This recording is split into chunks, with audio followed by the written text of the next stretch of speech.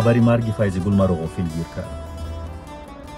اصلا فیض‌گل یک نمادی از ذات زنی آزادی خواه، حق طلب، ناترس و جسور بود که در ایام خیلی سخت و سنگین حیاتش، زمان جنگ شهروندی و سالهای بعد از جنگی علیه خرافات، توانست هنر خود را به اخلاصمندانش پیشکش کند و توانست توسط هنر خود اندیشه ها را دیگر کند. تا آخر همین گونه یک انسان مبارز و استوار در عقیده خود باقی ماند.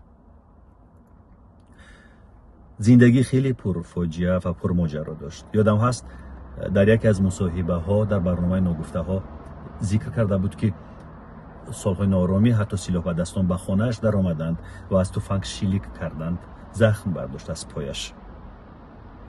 همین قبیل حادثه های ناخوب در زندگی فیض‌گل خیلی زیاد بود، ولی مرا همیشه یک چیز به حیرت می آورد: تلاش او.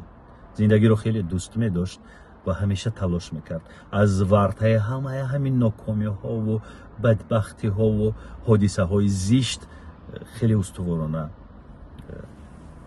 میبرامد و من همیشه احسان میخوندم به اون قدرت و اقتداری که روح فیض‌گل داشت.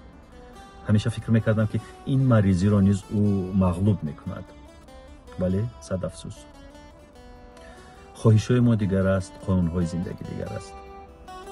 خدا رحمتش کنه. گلی آلو چه گلابی، سر به بالینی که خوابی، مثل من عاشق شیدا جانه، تو دیگر بار نیابی.